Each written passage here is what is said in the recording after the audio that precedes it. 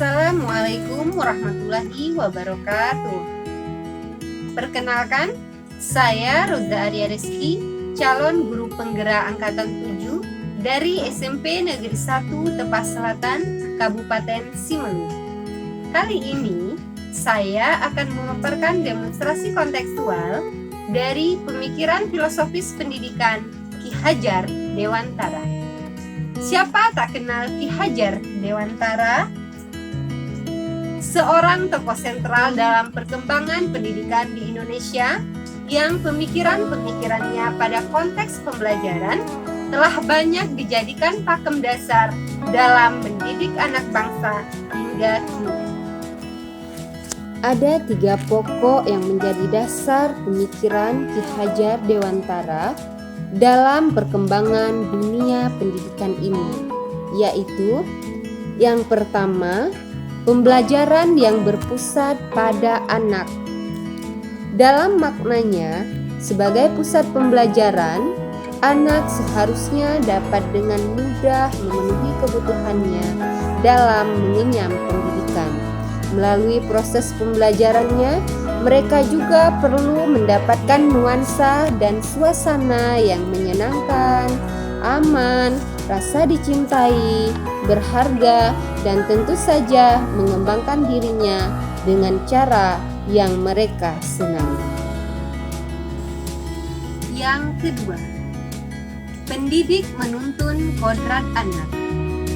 Ki Hajar Dewantara menegaskan dalam filosofinya bahwasanya pendidik merupakan seorang penuntun, di mana mereka bertujuan menuntun anak menjemput kodratnya, yaitu kodrat alam dan kodrat zaman, yang merupakan dasar pendidikan yang bertujuan untuk mencapai keselamatan dan kebahagiaan yang setinggi-tingginya.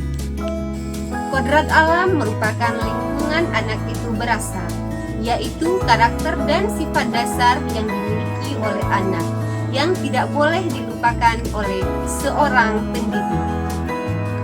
Kodrat zaman artinya tetap terbuka dan mengikuti perkembangan zaman yang ada.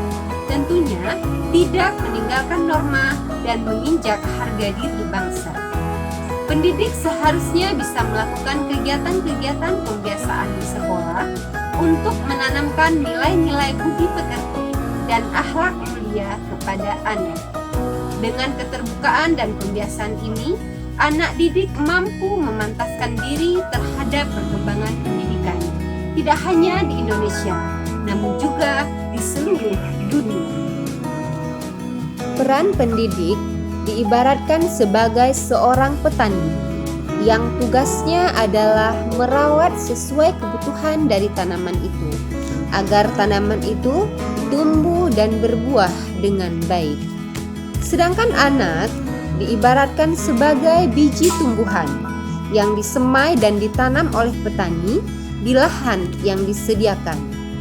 Petani hanya dapat menuntun dan merawat tumbuhnya tanaman, memberi pupuk dan air, memperbaiki kondisi tanah, dan membasmi hama yang mengganggu hidupnya tanaman itu.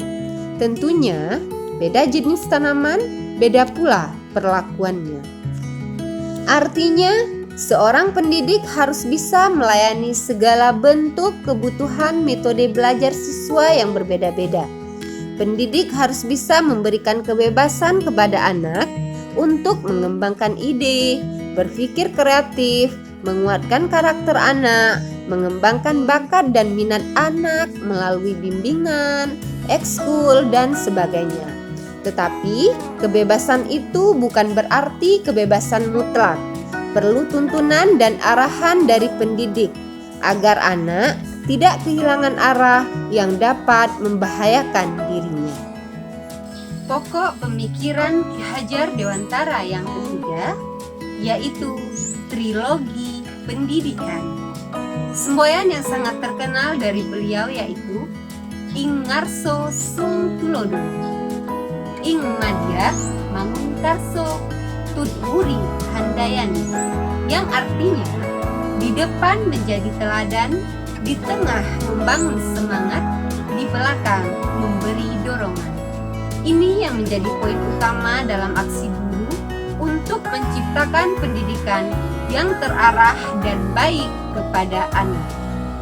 Sebagai seorang pendidik, wajibnya kita memberikan contoh yang baik, menjadi seseorang yang menyenangkan, serta menggiring anak didik untuk mengembangkan dirinya dengan baik, mencintai belajar dan prosesnya, dan mendorong kepercayaan diri mereka. Ini merupakan modal awal dalam menciptakan implementasi trilogi pendidikan yang digaungkan oleh Ki Hajar Dewantara dengan konsep Merdeka Belajar. Demikian demonstrasi kontekstual yang menyiratkan pemikiran Ki Hajar Dewantara. Mengajar ikhlas, berkembang pantas, mencetak anak bangsa yang berkualitas. CGP Angkatan 7, bergerak, bergeraklah. Wassalamualaikum warahmatullahi wabarakatuh.